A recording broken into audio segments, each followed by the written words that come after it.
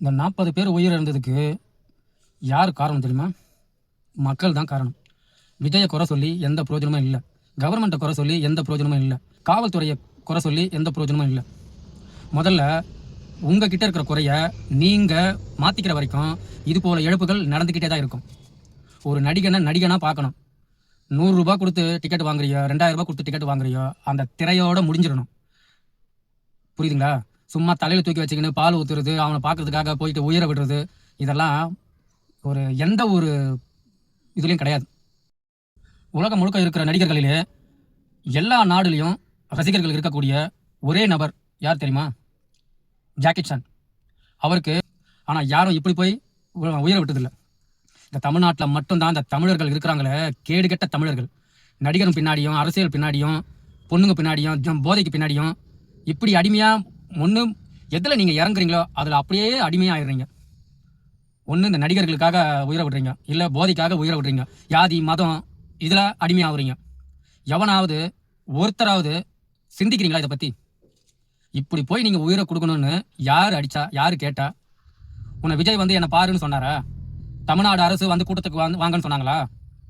பெண்கள் அந்த ஒரு குழந்தைங்களை பெற்றெடுக்கிறதுக்கு, ஒரு குழந்தைய பெற்றெடுக்கிறதுக்கு 10 மாதம் எவ்வளோ கஷ்டப்படுறீங்க. அங்கங்கே குழந்தைங்க இல்லாமல் எவ்வளோ பேர் தவிக்கிறாங்க தெரியுமா? குழந்தைங்க எல்லாம் சின்ன சின்ன பிஞ்சு குழந்தைங்களை கொண்டு போயிட்டு பலி கொடுத்துருக்காங்க. இதெல்லாம் கொஞ்சம் கூட மனசாட்சியே இல்லாத ஜனங்க. என்ன இப்படி ஒரு வெறி? யார் ரோட்டுக்கு வந்தாலும் அவங்கள போய் நேரில் போய் பார்க்கணும். என் டிவியில் பாரு, ஒரு மேட்ச் நடந்தால் கூட சரி, அது டிவியில் பாரு. எவன் தோத்தா எவன் ஜெயிச்சானு டிவியில் காட்ட போகிறாங்க.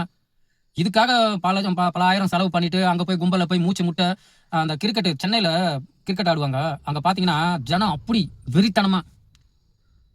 யாருக்கு இல்லை இந்தியாவோட பற்று, தேசத்தை பற்று யாருக்கு இல்லை? ஒரு தலைவனோட பற்று யாருக்கு இல்லை? எம்ஜிஆருக்கு இல்லாத பற்றா இங்கே விஜய்க்கு இருக்குது, ரஜினிக்கு இல்லாத பற்றா விஜய்க்கு இருக்குது. எல்லா நடிகனுக்கும் ஒரு ரசிகர்கள் இருக்கத்தான் செய்கிறாங்க. இருங்க, ரசிகனா இருங்க, தப்பு கிடையாது. ரசிகன்றது என்ன? அவன் சினிமாவில் 100 பேர் அடிக்கிறான்னா அது உண்மை கிடையாது. அவனை கயிறு கட்டி தூக்கி அவனை நடிக்க வச்சு அவனை பேச ஒவ்வொரு ஷூட்டும் எடுக்கும்போது நீங்கள் போய் நின்று பாருங்க, கேவலமாக இருக்கும்.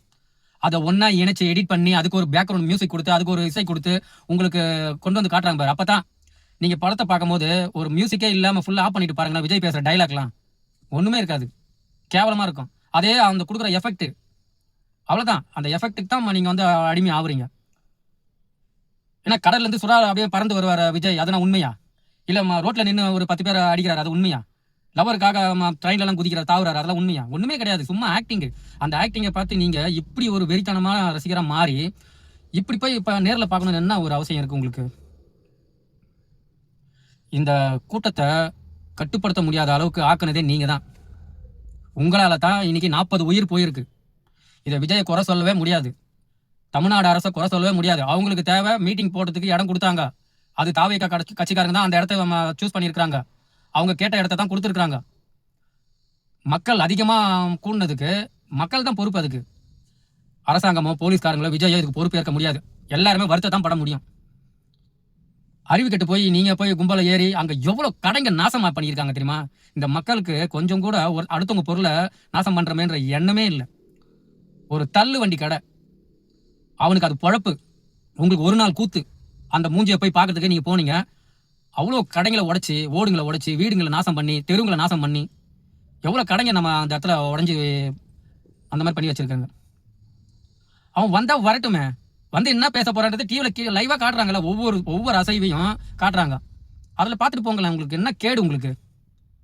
இப்படி போயிட்டு அங்கே செத்து போனவங்களாம் ரசிகர்களே கிடையாது. அங்கே செத்து போனதெல்லாம் பொதுமக்கள், குழந்தைங்க, பிஞ்சு குழந்தைங்க. அவன் விஜய் யாருன்னே தெரியாது, அவனுக்காக போய் அந்த குழந்தைங்களாம் செத்து கிடக்குது. கர்ப்பிணி பெண்கள், வயசான கிழவன் கிழவி செத்து போய்க்கிறாங்க. அவங்கள நான் விஜய் ரசிக்கிறா? பொதுமக்களா அங்கே இருந்த மக்களையும் நாசம் பண்ணி 40 உயிரை எடுத்து இந்த மாதிரி பண்ணி வச்சிருக்கிறீங்க. நீங்கள் உங்கள் மேலே தான் குற்றம். நீங்கள் தான் இதுக்கு இந்த முழுக்க இந்த கொலை நடந்ததுக்கு பொதுமக்கள் தான் பொறுப்பு, வேற யாருமே கிடையாது. போலீஸ்காரங்க அவங்க என்ன செய்யணுமோ அதை செஞ்சு தான் இருக்கிறாங்க. 500 பேரை அவங்க போட்டிருக்கிறாங்க, வந்தது 20,000 பேர் இருக்கா, என்ன பண்ண முடியும்? மக்களுக்கு அறிவு இருக்கணும். எனக்கு கூட விஜய் ரொம்ப பிடிக்கும். நான் சாலைய தீர்ப்பு படத்துலேருந்து நான் விஜயை பார்த்துக்கிட்டு தான் இருக்கிறேன். எல்லா படமும் பார்ப்பேன், நான் விஜய் படத்தை ஒரு படம் கூட விட மாட்டேன். நான் ஒரு ரசிகன் தான், ஆனால் வெறித்தரம் கிடையாது, வெறியம் கிடையாது. நான் தலை ரசிகன். ஆனால் வெறியம் கிடையாது. முதல்ல ஒரு ரசிகனாக இருக்கிறதுக்கு ஒருத்தருக்கு அருகதை வேணும். ஒருத்தனை தலைவனாக ஏற்றுக்கிறதுக்கும் ஒரு அருகதை வேணும். அந்த அருகதை ஒவ்வொரு ரசிகனுக்கும் இருக்கணும், ஒவ்வொரு மனுஷனுக்கும் இருக்கணும், ஒவ்வொரு தலைவனுக்கும் இருக்கணும். இப்போ அஜித் கூட தான் நிறைய ரசிகர்கள் இருக்காங்க. ஆனால் அவர் என்ன சொல்கிறாரு, உன் குடும்பத்தை முதல்ல பாரு, எனக்கு நடிப்பு தான் முக்கியம், அது போல் உனக்கு உன் குடும்பம் முக்கியம், உன் குடும்பத்தை போய் பாரு, ரசிகர் மன்றமே வேணாம், என்னை தலைன்னு சொல்லாதேன்றாரு. எனக்கு ரசிகர் மன்றமே வேணாம், ரசிகர் மன்றத்தை கலைச்சிட்டாரு. அதுதான் மனித தன்மை. அவருக்கு ரசிகராக இருக்கிறவங்க எல்லாருமே கண்டபடி பேச மாட்டாங்க, கண்டபடி வாய் விட மாட்டாங்க. அடுத்தவனை திட்டுறதுக்கு யாருக்குமே ரைட்ஸே கிடையாது. அடுத்த நடிகனை பார்த்து திட்டத்துக்கு ரைட்ஸ் கிடையாது, அடுத்த கட்சிக்காரனை திட்டத்துக்கு ரைட்ஸ் கிடையாது. அவனோட கொள்கை அவனுக்கு, அவனோட ரசிகன் அவனுக்கு, அவனோட தலைவன் அவனுக்கு. அடுத்தவனை போய் நீ அதை ஏத்துக்குன்னு ஆகணும்னு சொல்லி அவங்கள வன்மையா பேசுறதும். இந்த தாவேக்கா கூட்டத்தில் எல்லா இடத்துலயும் பார்த்தா சீமானண்ணனை அவ்வளோ கேவலமா திட்டுறாங்க. ஆனா முன்னாடி ஓடி போய் பார்த்தது யாரு? சீமானண்ணன் தான். எனக்கு சீமானண்ணனை பிடிக்கும். ஏன்னா அவர் தமிழுக்காக, தமிழ் மண்ணுக்காக, தமிழ் மக்களுக்காக போராடுறாரு. நான் ஆரம்பத்தில் ஏடிஎம்கே தான் ஓட்டு போட்டு இருந்தேன், அப்புறம் டிஎம்கே ஓட்டு போட்டுட்டு இருந்தேன், அப்புறம் விஜயகாந்த் வந்தாரு, அவருக்கு ஓட்டு போட்டேன். ஏன் தெரியுமா? அவங்களெல்லாம் பிடிக்கும், அவங்க மேலே உள்ள வெறி கிடையாது. இவங்க வந்தா ஆட்சி நல்லா இருக்கும்னு நினைச்சு நம்ம ஓட்டு போடுறோம். அது போல விஜய் வந்தா நல்லா இருக்கும்னு நினைக்கிறவங்க ஓட்டை போட்டு காட்டுங்கடா பண்ணாடைங்களே. ஏன் இப்படி உயிரை விடுறீங்கன்ற? உயிரை விடுறதுனால யாருக்கு என்ன லாபம்? மக்கள் அப்படி போய் கூட்டத்தை காட்டி உயிரை விடுறதுக்கு பதிலாக உங்க தலைவனை பாராட்டுறதுக்கு பதிலாக, உங்க தலைவனை பார்க்கணுன்றது பதிலாக, உங்க தலைவனை தினமும் நீங்க பார்க்கணும்னா அவர் முதலமைச்சர் ஆக்கி காட்டுங்கடா. முதலமைச்சர் ஆக்கி காட்டுட்டு அதுக்கப்புறம் நீங்க தினமும் போஸ்டர்லையும் டிவிலையும் அவங்க தானே இருக்க போறாங்க. அதை விட்டு ஓட்டு போடுங்களா, ஓட்டை போட்டு உங்களோட இதை காட்டுங்களா, கெத்தை காட்டுங்கடா. இந்த மாதிரி உயிரை காட்டி இந்த மாதிரி மக்களா விழுந்து செத்து எதுக்குன்றேன். உன்னால ஒரு 10 ஓட்டு விஜய்க்கு வாங்கி தர முடியும்னா அந்த 10 பேரை நீ உருவாக்கு ஒரு ரசிகனா. அடுத்தவனை திட்டவே திட்டாத, உங்களுக்கு திட்டத்துக்கு ரைட்ஸே கிடையாது. சீமானை திட்டுறதுக்கு யாருக்குமே ரைட் கிடையாது. அவரு உனக்கும் சேர்த்து தான் போராடுறாரு. இன்னைக்கு மலைகளை காலி பண்றாங்க, மரங்களை காலி பண்றாங்க, ஆத்துங்களை மணல் அள்ளி காலி பண்றாங்க. இதெல்லாம் அவர் கேட்கிறாரு. ஏன் கேட்கிறாரு? இன்னைக்கு அவர் இருப்பார், நாளைக்கு செத்து போயிடுவாரு. இன்னைக்கு நீயே இருப்ப, நீயே செத்து போயிடுவா. ஆனா நாளைக்கு உன் பசங்க, உன் பேரனுங்க எதுல வாழ போறாங்க, எங்க வாழ போறாங்க? அதுக்கு தாண்டா அவர் பேசுறாரு. அது ஏன்டா உங்களுக்கு புரிய மாட்டேங்குது? எந்த மீட்டிங்ல பார்த்தாலும் சீமானண்ணா கேவலமா பேசுறதுல உங்களுக்கு என்னடா ஆகுது? என்னடா தகுதி இருக்கு உங்களுக்கு? தவளதோலோண்டு அவரோட கால் தூசி செருப்பு கூட நீங்களாம் ஆளாக மாட்டீங்க. அவரை போய் அவ்வளோ பேச்சு பேசுறீங்க ஒவ்வொரு மீட்டிங்லயும். ஒரு பொம்பளை சொல்லுது, என் வாயில என்ன வந்துற, என்னமா வரும் வாயில? உன் வாயில என்ன வரும்? அசிங்கத்தை தவிர என்ன வரும்? ஒரு பொண்ணை திட்டாம ஒரு ஆம்பளைய நீ எப்படி பேசுவ? நான் கேட்குறேன். உங்களுக்குலாம் அறிவே கிடையாது. நீங்களாம் சோறு தானே தின்றீங்க வயிற்றுக்கு. அந்த சோறு எல்லாருக்கும் கிடைக்கணும். உன் பிள்ளைக்கு கிடைக்கணும், உன் பேரனுக்கு கிடைக்கணும், உன் பேத்திக்கு கிடைக்கணும், வருங்கால தலைமுறைக்கு கிடைக்கணும். இன்னைக்கு நம்ம இருப்போம். ஒரு மனுஷனோட ஆயுள் 70 வருஷம் தான். 70 வருஷம் கழிச்சு செத்து போயிடுவோம். அதுக்கப்புறம் யார் வாழ போறா? நீயும் நம்ம கிடையாது. நம்ம பேர புள்ளிங்க, நம்ம புள்ளிங்க, அதுங்களுக்கு சாப்பாடு இருக்கணும் அப்படின்னு சொல்றாரு அவரு. அது புரியாம எப்ப பார்த்தாலும் அவர் கட்டுறீங்க, திட்டுறீங்க. சீமானண்ணன் எதுக்காகடா பேசுறாரு? அவருக்கு அவங்க கொள்கையோட முதல்ல கட்சிக்கு வரணும் போது வாப்பான் தான் சொன்னாரு. அவர் வரட்டும் என் தம்பி அப்படின்னு தான் சொன்னாரு. இப்போ அவர் தம்பி இல்லைன்னு சொல்றது காரணம் உறவுல தம்பியா தான் இருக்கிறாரு. ஆனா கட்சி கொள்கையில வேறையா இருக்காங்க. கொள்கையில வேறணும் போது அப்புறம் எப்படி அவர் நடிக்க சொல்றீங்களா அவரை? சொல்லுங்க, புரியல. ஏன் நடிக்கணும்? ஒரு நடிகன் தான் நடிக்கணும். அவரு உண்மையா இருக்கிற கோவத்தை வெளிக்காட்டுறாரு. இப்ப கூட பாரு, இறந்து போன இதுல அவ்வளவு பேரு அவரை திட்டுறீங்க. ஆனா அவர் போயிட்டு என்ன எவ்வளவு தன்மையா பேசுற பத்தியா? என் தம்பி வருவாரு, அவர் கட்சி சார்ந்தவங்க வருவாங்க, கொஞ்சம் நாள் ஆகும், அவரும் மன வேதனையில இருப்பாரு அப்படின்னு எவ்வளவு அழகா ஒரு குழந்தை மாதிரி, ஒரு தகப்ப மாதிரி, ஒரு சகோதரன் மாதிரி யாரா பேச முடியும்? நீங்க அவர் திட்டுறது உங்களை நீங்களே கண்ணாடியை பார்த்து மூஞ்சில காரி துப்பிக்கிறதுக்கு சமண்டா. ஒவ்வொரு பொண்ணும், ஒவ்வொரு ஆணும், விஜய் ரசிகர் எல்லாருக்கும் சொல்றேன், நீங்க ஒருத்தனை திட்டுறீங்களா, எங்க சீமானண்ணன் திட்டுறீங்களா, அது உங்க தலைக்கு மேல நீங்க அண்ணாந்து பார்த்து தூண் துப்புனீங்கன்னா அந்த எச்சா எப்படி உங்க மூஞ்சில விழுமோ அதுதான்டா அது பண்றது. நீங்க அவரை திட்டல, நீங்க தொட்டுற ஒவ்வொரு வார்த்தையும் உங்களோட தலைமுறையை, உங்களுக்கு பின்னாடி வரப்போற தலைமுறையை உங்களை நீங்களே திட்டிக்கிறீங்க. அதே மாதிரி நம்ம மக்கள் இருக்காங்களே, உங்களுக்கு சுச்சுன்னு ஒருத்தர் செத்து போயிட்டாங்களா அப்படின்னா போதாது. ஒருத்தர் வரக்கூடாதுன்னு நீங்க நினைக்கிறீங்கன்னா அவர் ஓட்டு போடாத. ஒருத்தர் வரணும்னு நினைச்சுன்னா அவர் ஓட்டு போடு. எவன் பணம் கொடுத்தாலும் சரி, கொடுக்கலனாலும் சரி, உனக்கு கெடுதல் நினைக்குதுன்னா அடுத்த ஆளுக்கு ஓட்டு போடு. அது ஏடிஎம்கா இருக்கட்டும், டிஎம்கா இருக்கட்டும், எந்த ஒரு கட்சியா இருக்கட்டும். உனக்கு யாரை பிடிச்சிருக்கோ உங்களோட வெயிட்டை உங்க விரல்ல இருக்கு. அந்த விரல்ல இருக்கிற இதை உங்க வெயிட்டை காட்டுங்க. சும்மா அடுத்தவனை திட்டத்தினாலையும், அடுத்தவனை போய் நீங்க கும்பலை நின்று வேடிக்கை பார்க்கறதுனாலையும் ஒரு இதுக்கும் பிரயோஜனம் இல்லை. ரொம்ப மன வேதனையா இருக்குது.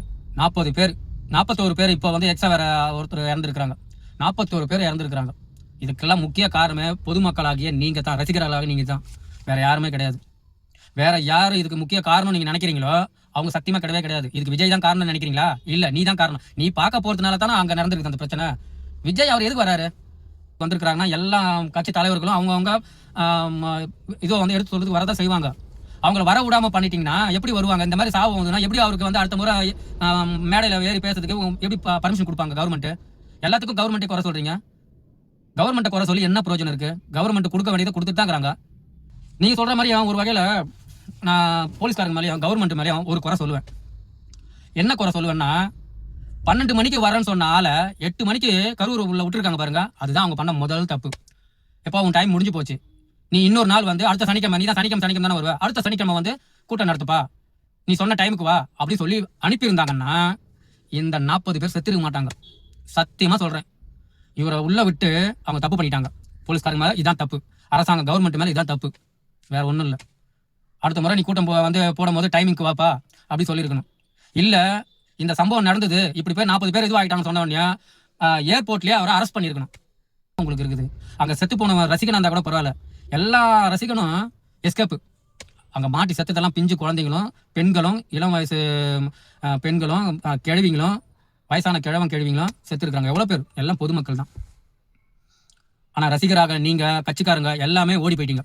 மரத்தை தாவி ஓடி போகிற மாதிரி கிளைக்கு செவுறு தாண்டி ஓடிட்டீங்க. அங்கே நசுங்கினது ஃபுல்லாக அங்கே அந்த ஊர் மக்களோட பொருளாதாரம், வாழ்க்கைக்கு உதவியாக இருந்த பொருட்கள். மொத்தத்தில் இந்த தமிழ்நாட்டு மக்கள் உணர்றீங்களா? அப்போ தான் இந்த பிரச்சனையிலேருந்துலாம் வெளியே வர முடியுங்க. இது யாராலையும் ஒன்றுமே பண்ண முடியாது.